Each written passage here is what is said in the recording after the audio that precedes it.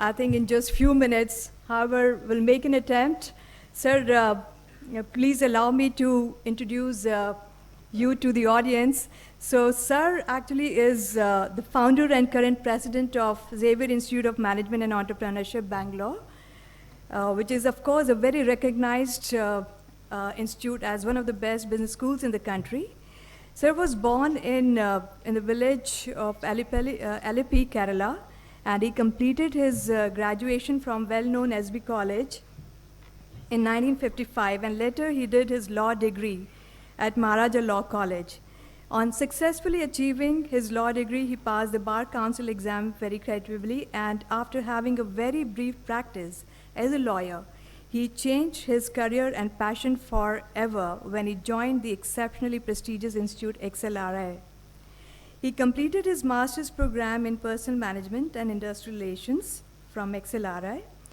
Immediately, he joined the same institute as a faculty member and worked there for about 11 years. During his tenure there, he quickly rose in the ranks and recognition to become a full professor and dean, and at that too at an early age of 34. He was one of the founders of XLRI's prestigious PGDM program. While he was in XLRI, he was selected for the International Teachers Program in Business Administration of Harvard Business School. And he has gained valuable knowledge in organizational behavior, case writing, case teaching, university administration, and business policy.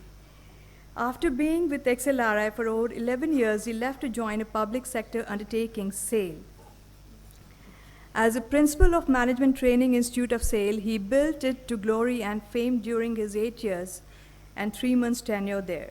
His foremost achievements include a large number of management development programs, international conferences, and leadership programs. In the year 1980, Sir joined Oberoi Group as Vice President, Human Resources, and contributed to the further professionalism of HR function at Oberoi. With his private sector exposure, Sir returned to academics and joined as director of IIM Bangalore and worked there for a period of 6 years by contributing for the tremendous growth of the institute, marked by a series of innovations and new activities, raising the institute to a high level of performance and accomplishment academically as well as professionally. As a fulfillment of his late daughter, Maria Teresa, Sir's dream, Professor Philip founded XIME in June 1991, along with few other acclaimed academicians, and is known as one of the finest institution builders of the country. Along with XIME, Sir was also instrumental in founding or nurturing to excellence many prestigious institutions, including RMA, AIMS, ABBS, MTI, the Management College of SAIL, and the Raji Cheshire Home. And the latest in Bangalore is his continuing contribution to building Bangalore International Center. Along with his contributions in the field of teaching, training, and HRD, Sir has authored a number of books and has also presented many papers at various national and international fora. Sir has many honors and awards in his portfolio. He received the Lifetime Achievement Award for Excellence in Profession and Social Contribution, instituted by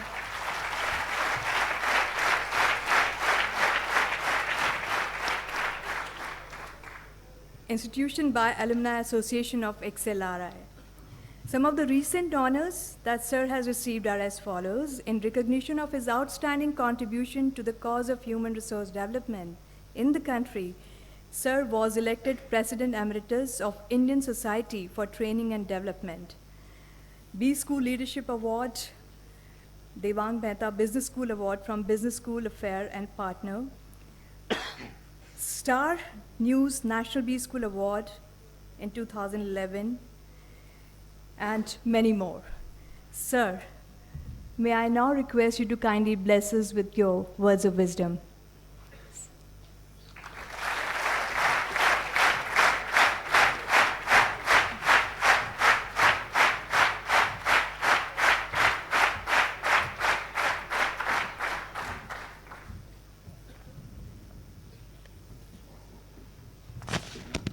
Thank you. Thank you, Seema. it working? Yeah, even that is working. Yeah. Yes, Seema has one of the most exhaustive, I think she did research into my life. Thank you very much. But it's rather embarrassing. But anyway, thank you. So, Bala Sahab, my pranam for such a fantastic institution.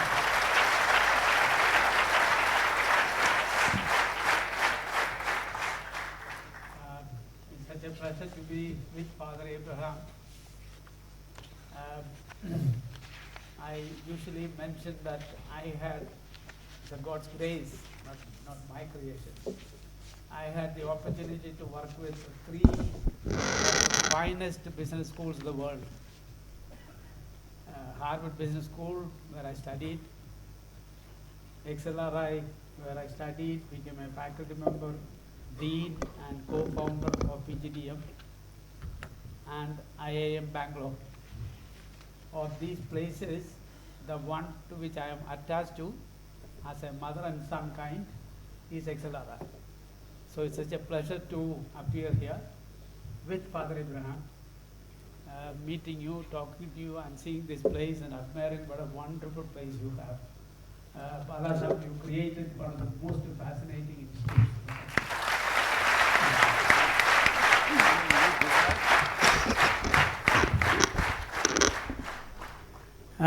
I have a time problem, but I would like to take you to a theme which I like most, that is called On Becoming a Manager. That's my theme, On Becoming a Manager. And this On Becoming a Manager is influenced by a great man called Carl Rogers. I wonder whether you ever heard his name. Carl Rogers, he was a psychiatrist. Now, perhaps you would have heard a famous article which he wrote, one of the classics, along with Rotherisberger of Harvard Business School, what is called Gateways and Barriers to Communication. If you haven't read it, read that article. Carl Rogers and Rotherisberger. And then Carl Rogers, being a psychiatrist, later wrote another classic called On Becoming a Person. That's again a fantastic one.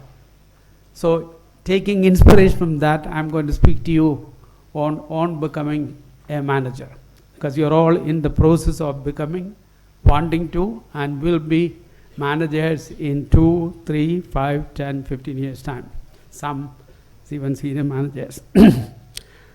I will draw some, not inspiration, I'll draw my own examples here and there, not because I'm Prime Minister Nehru or something, but I started life like you. Now, if you remember the introduction, I was at XLRI as a student several decades ago, 58 to 60. I don't know, some of your fathers were also not born at that time. That means 54 years ago. And I started teaching at XLRI in 1960. So that was, I'm in the field for 54 years, and I'm one of the senior most in the field in India. Let me mention you something which happened to me. She said I became a professor and dean at the age of 34, which is true. And I had a number of colleagues at that time in XLRI who even taught me, very senior to me. But when XLRI decided to choose a dean, select a dean, it was not an appointment, it was a selection. I, at that age, was selected and made the dean and a full professor at the age of 34. I later asked the director, who was an American Jesuit, I asked him, how is it that you selected me at this age and I'm the youngest in the whole group? And he did not give me a direct answer. He said the selection board found you to be the best. But later when I spent some time with him, he said, look, there is nobody in this institution who works at this place and for this institution like you. And he said, you work like mad. And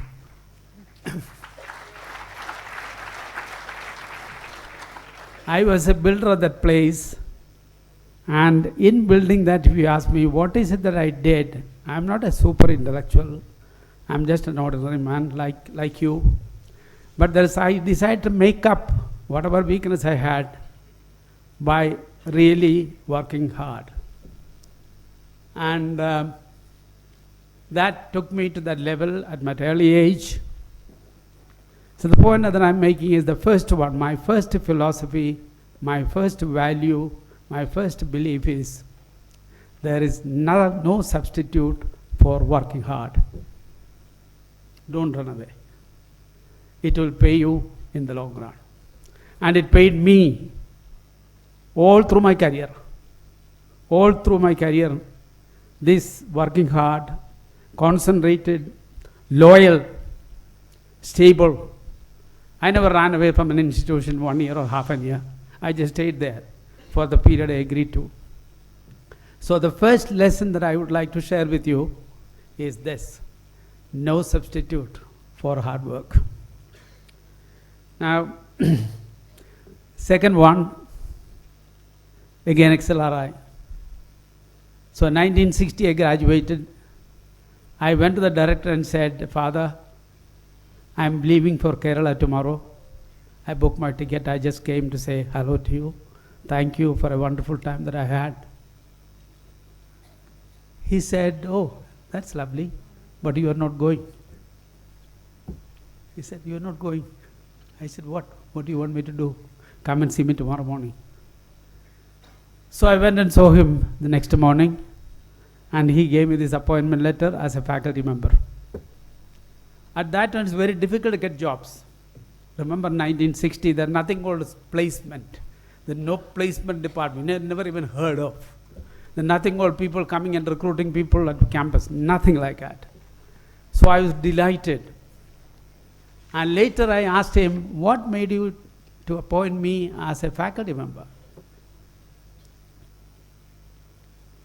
And I remember he's telling me, you are the best speaker that we had.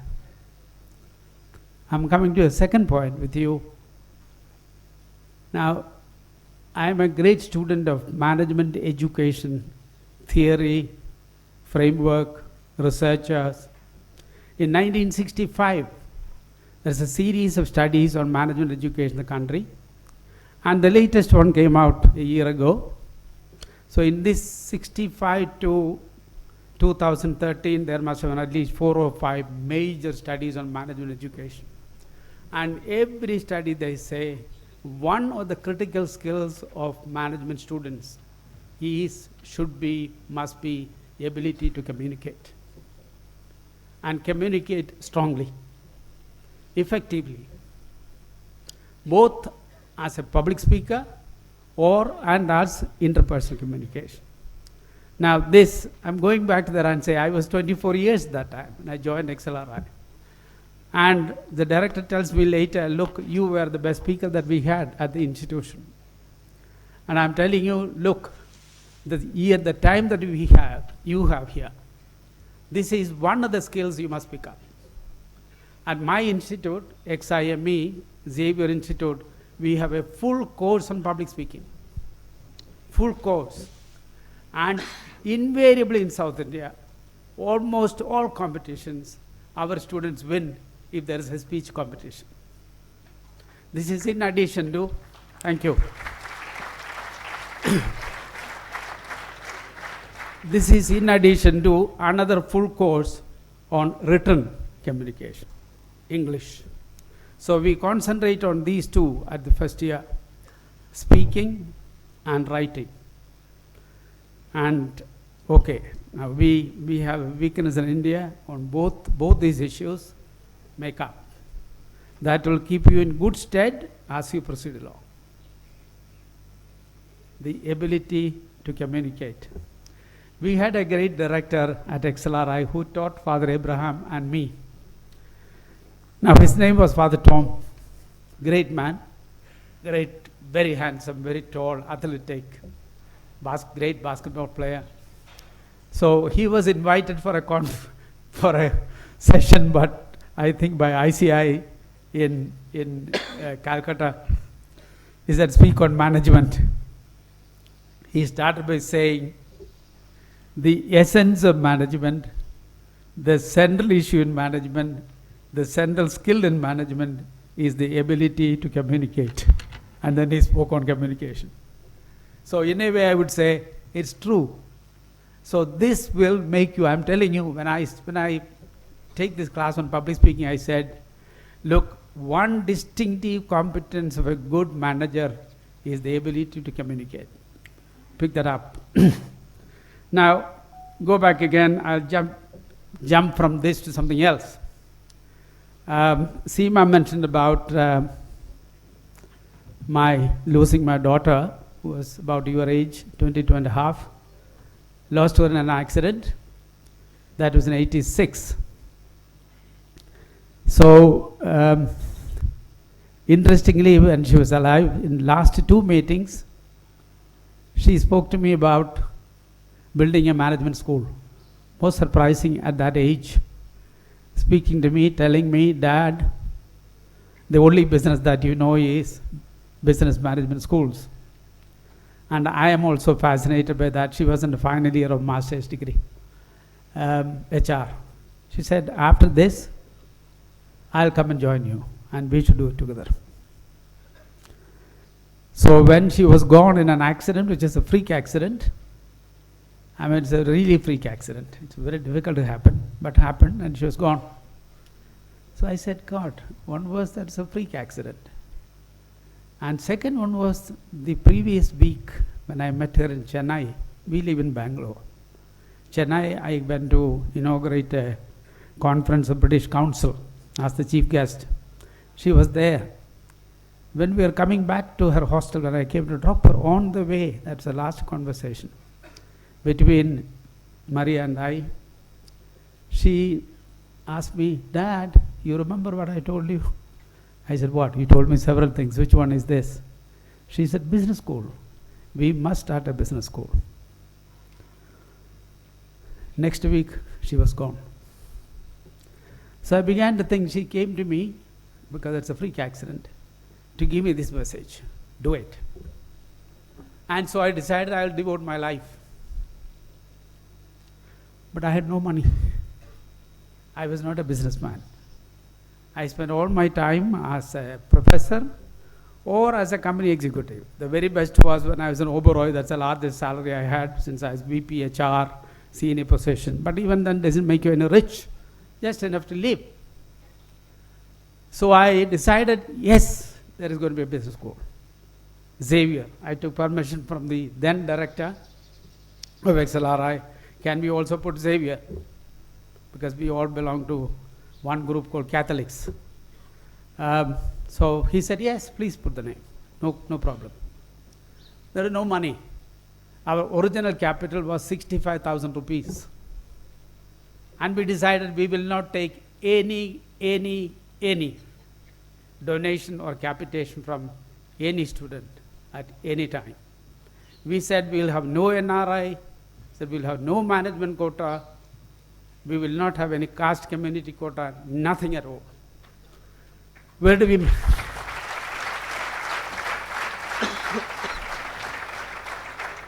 So where do we get the money from? I went around like this, all over, begging and borrowing. My first begging was with my old company, Oberoi. I'm going to bring in a point here. And I met Mr. Oberoi. By that time, I left the Oberoi company 11 years ago. And he lives in Delhi, and I live in Bangalore.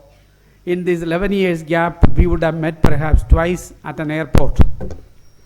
That's all what has happened between him and me. I went to Mr. Oberoi and said, Mr. Oberoi, I'm starting this institution. I have no money. Will you help me? So he asked me, what do you want me to do? I said, I want to build the auditorium in your father's name. whom I admired. Would you fund me? He said, yes. Do you have a paper with you? I had a paper. He always likes that. I had a paper. He said, yes, done. We will bear the total cost of the Oberoi, of this auditorium. Now what's the lesson I want you to learn from that? 11 years before I worked for the Oberoi. I left that place 11 years ago, and we have very little contact. He's a Sardarji living in Delhi. I'm a Madrasi living in South India. I go there and ask him, would you help me this one? Gladly agrees. Now you will remember in transactional analysis there's an expression called positive stamps. I left with him as an employee, as a vice president HR, a lot of positive stamps. That is what I cashed on. I was a loyal, a reasonably creative, reasonably innovative. I've done a lot of changes in that company. And he always remembered and admired. So I'm coming back to a point. When you go to a company and work, now there are certain values which are important. Loyalty, stability, dependability. Now this is, no boss would be any happier more than in a situation where you say, I have a subordinate who can be depended upon. And this is a very important value. This is a very important thing which you should remember, that you can be depended upon. And if something is entrusted to you, not only you will do it with quality. And the other one was loyalty. So let me tell you something again. I'm sorry, I don't have much time. I'm running out of time. When I was joining Oberoi, I was going from Steel Authority of India, public sector, all safety, security, senior position. I was principal of the management college. It's a senior position. And they invited me. I did not apply. They invited me to join because they asked a lot of people, we want a vice president HR, whom would you recommend? A number of people recommended my name. And so they invited me. I go there and I said, I don't have a great need to change. But since you invited me, I came here. And I'll be happy to listen to you. And he offered, it's a tremendous offer, public sector, private sector. But being private sector, being from Delhi, sorry, my apologies to those who are from that area, I said, look, I'm willing to join you, provided there is a contract of 5 years, out of which 2.5 years are unbreakable.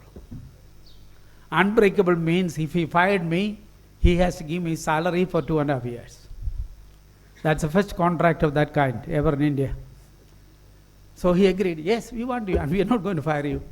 I said, for my feeling of comfort, this has to be on paper.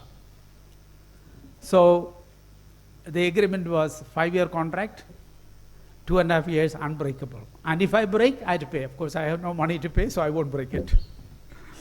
So I joined. But this man, who is now the current chairman, at that time was vice chairman, fantastic memory. When these 2.5 years were over, he called me and said, your 2.5 years are over. Shall we make it a regular contract? I said, yes, regular contract. And until retirement. Then I said, now since we are meeting on this, I want to ask you something.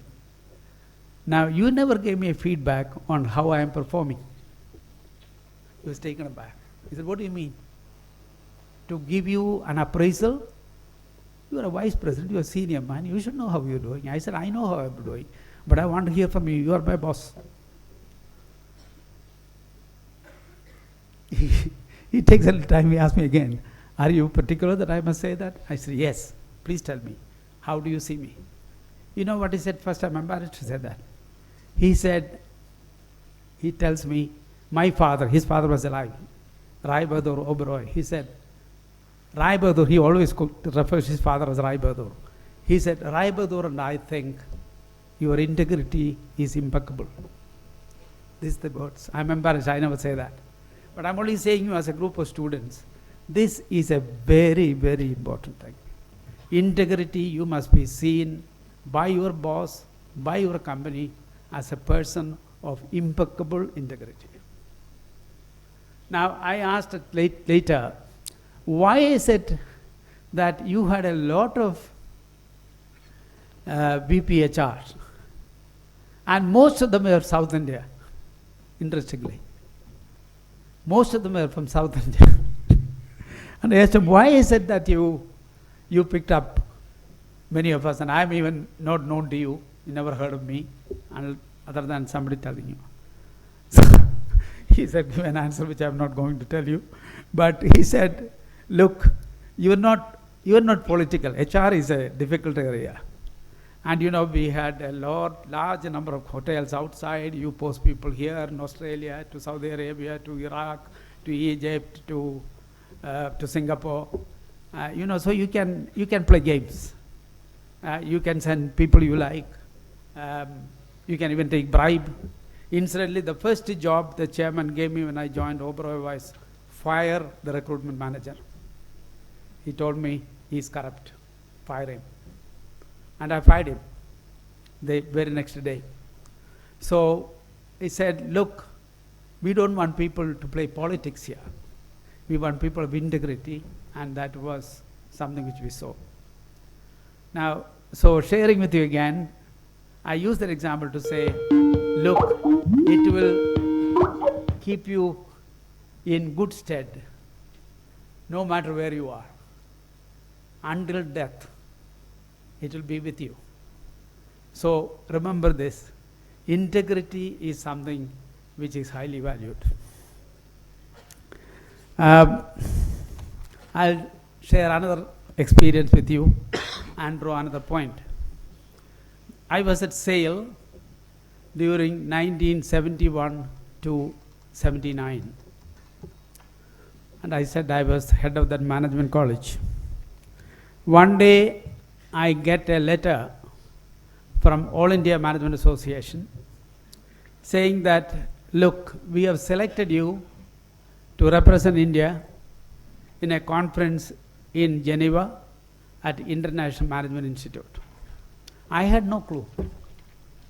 And then they said, please come over to AIMA office in Delhi for a discussion. So I went there. And I asked them, on what basis did you select me? There's only one seat. It's a very costly seat. And somebody was paying for me. Not SAIL, but there was a scholarship. So I asked, how is it that I got this scholarship? What basis am I selected? They said, we have written to a large number of senior corporate leaders to recommend a name. And a good number of people recommended your name. And that's how you got it. I had no clue.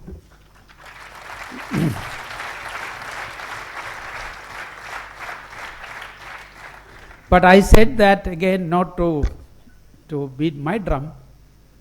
What was happening there? And I'll even tell you the same way IMI, my go to IIM.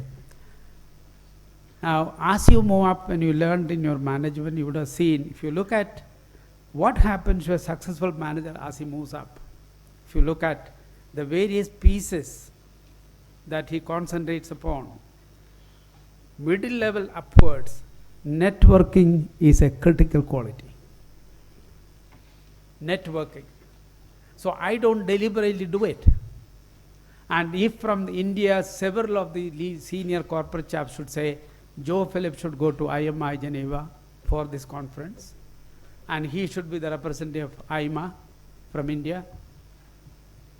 Now, the only reason was, I did not deliberately, I don't do that, network. But there are a number of people said he is the one to go because it should come naturally to you. You should love it, you should like it. And this is an important one if you look at theory of management and ask those who succeed later in life, who are those guys? You will see these are people who are good networkers, both inside and outside. Do that. Don't ever fail it. And this is not artificially done. Look, this artificial thing goes against you. It must come naturally because you believe it. You like other people, you respect other people, you listen to other people, you learn from other people, you contribute to others' development, all that kind of things. You say, hey, he's a great guy. Now, so this is one. Yesterday at the conference where Father Abraham and Bala Sahab and all of us were sitting, somebody who is a fellow alumnus of Harvard Business School was speaking, and he said one day they were asking, who are our customers? Obviously you will say students, some of them will say corporates, some of them would say something else, but this group said our customers are the peers. For the student, the customer is the peer group. And when you are here, you learn a lot from your peers, very substantially, far more than you will learn from a teacher. Peer group learning. And that is where we also say a lot of people go to good business schools. For example, I had a nephew who was living in Houston, flying down to Chicago to study at the Kellogg every weekend, flying from Houston to Chicago to study at Kellogg. I asked him, why did you spend all that money? Uncle, network. I am in business. I want to have hundreds and hundreds of connections. So I went to Kellogg, the best business school, to have the kind of network that I'm looking for. Okay. Now, I'll give you just one other aspect. This is 1984 or 83. IIM Lucknow was going to be founded. Some of us were invited for selection at the ministry, HRD ministry, a high-level panel. So they started interviewing. I came in as the third or so. So the panel asked me, yes, happy to be here. No, very good to see you. So this is what we are planning at IIM Lucknow. So we would like to consider you as the first director. I said, I'm not interested. But the secretary asked me, then why did you come? I said, I came because you invited me. I must respect your call. So I came. I'm not interested in IIM Lucknow. But if something were to open up in South India, I'm interested. At that time I was in Delhi. I was in Oberoi. So I said, if I change from Delhi, I'll rather go to South, not to Lucknow. So when IIM Bangalore vacancy opened up, they called me again. So that secretary was the same, one Sarala Agriwal. So she asked me, should we consider you? Have you changed your mind? I said, yes, it's South India. I'm willing to go and I'll be happy if you consider me. And they selected me. Now this paper goes to the Cabinet Committee of Appointments. And it takes time. It lies on the table. Everybody should see and sign it, and it takes time. So it hasn't come out for quite some time. One day, I was walking on the Lodi Gardens, which I often do whenever I have a chance. And I see Mrs. Agriwal coming. She's secretary, senior. Later she became governor of Madhya Pradesh. So she stopped me and said, we selected you, no? Yes. When are you joining? I said, whenever I get the order. Oh, your order hasn't come. I said, it happened. So that she said, hey, what are you doing? Why don't you go to your Jatwala? At that time, PC Alexander was the cabinet secretary. So why don't you go to your Jatwala and tell him to get the paper out? I said, madam, I'm never going to anybody for a job. And I'm not going to go for this. If you want me, I'll come. I went back and waited for the call, came. Later when I saw her, I said, madam, why did you take interest in my appointment so much? You live here, I live in, I'm from south and it's very little. She is a Sardarjini. And you know what she said? you remember the program which you conducted in Ranchi? I said, yes. You remember you invited me? I said, yes. I was joint secretary at that time. I remember you were in the health ministry, joint secretary. We invited you to speak. And she made a fantastic speech. But that program was so well run by us. I was the leader. And she carried an impression with her from that time. And when I appeared for the interview, she said, she's the secretary, so she is the final decision maker. She said, he is our man. I'm coming to an issue which I answered somebody yesterday after my paper presentation. A few of our friends came to me and said, what are some of your values which helped you in your life? I said, my first value is this: never compromise on quality. Never compromise. Mrs. Grewal remembered what I did in Ranchi 5 years or 6 years ago. She was our guest. She saw us in action and how well it was conducted. And then she said, IIM Bangalore was in trouble at that time. Very serious problem, industrial relations problem, discipline problem, destiny, identity crisis, all that kind of things. She said we needed somebody who is tough, practical, and she was made up her mind. Of course, the group has to agree. But so, and I said just one thing, one impression, and that people carry, because you did it well. So yesterday when somebody asked me, what is your primary belief? What is your basic value system? I said, whatever you do, never compromise on quality. Never compromise on quality. All right, let me just try to conclude with 2 or 3 quick points.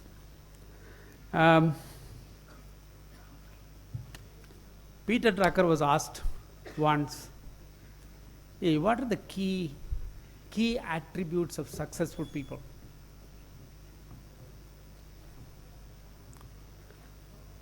And he said, the first thing he said was, value time. Value time. Something which we are the most awful people on the face of earth. Managing time, valuing time. I was very happy to see all of you here on the right time. We reached here on time, went there on time. Everything was precisely on time. I admired it. But in Indian system, Indian society, this is one of the most abused and misused, disrespected resource is time. Drucker said, the first quality, the first requirement for a good manager is value time. And he said this statement, I'll go slowly, I hope I can remember. He said, nothing else perhaps distinguishes effective managers as much as their tender, loving care of time. Look at these words, I'll read it, I'll say that again. Nothing else perhaps distinguishes effective executives as much as their tender, loving care of time. Tender, loving care of time. Now, in our place again, we have a course on time management. This is not done in most I never heard of any business school doing a course on time management. We speak on materials management, people management, finance management, operations management, the whole lot of it. But this is one of the most critical resources. And let me tell you, this is the only resource on which men are created equal. We used to say usually an expression, men are created equal. No, every one of us is different here. Every one of us is different here. But there is one resource on which God has created us equal, time. Some of us put to good use, some of us waste it, some of us get perhaps 1 out of 1. Now, Peter Drucker, the greatest guru, he is described as Guru's guru in management, says, nothing else perhaps distinguishes effective executives as much as their tender, loving care of time. he also said another thing. Again, after I got into this founding of Zyme and building of Zyme, we have now a center in Kochi, not only in Bangalore. We started a school in Kochi. And we hopefully open one in Chennai next year. We got land, we got money. A plan is all set. So we would have 3 centers. After I left IIM Bangalore, I was only on this job, nothing else. I said, I'll devote my whole life on this. And Drucker has some very interesting advice on this again. Focus. Focus. And this is what he said. The ability to concentrate. You'll remember that word. Then he added, same meaning, to persevere. To persevere. That means to be at it. The ability to concentrate, to persevere on a course without distraction or diversion is a power that enabled men of moderate capabilities, you and me, men of moderate capabilities to reach heights of achievement that have eluded the genius. Yeah. He reminded me that I had to go. Right. But remember, it's fantastic expression. The ability to concentrate, to persevere on a course without distraction or diversion is a power that enabled men of moderate capabilities to reach heights of achievement that have eluded the genius. You don't have to be genius. Another point that I want to share with you, you don't have to be genius, but persevere, persevere, focus. All right, my ending up. Very quick one. You have read that book, 7 Habits of Highly Effective People? Yeah, who is the author? Okay, I heard that. Stephen Covey. In that 7 habits, there is one habit, there are 2 I'll come to. One habit which he says for you and me, sharpen the saw. What is that saw? Sharpen it. That means learning to learn, continuous learning is something which is meant for us. The learning is not going to stop here. Now sharpen the saw continuously. And he has another point which guided me, and I'm sure to our father Abraham, and many of us who belong to that kind of group. He said, start with the end in mind. What's the meaning of that? Start with the end in mind.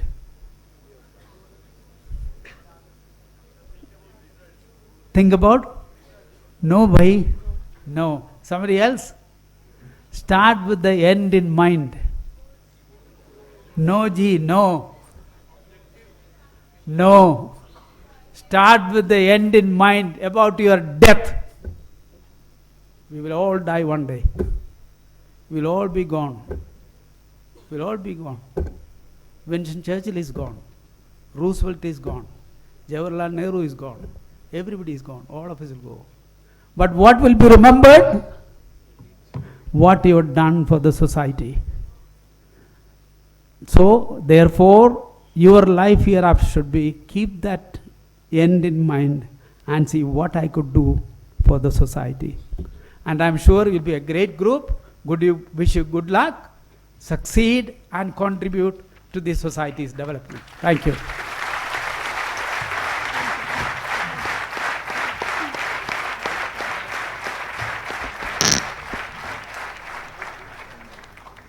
There is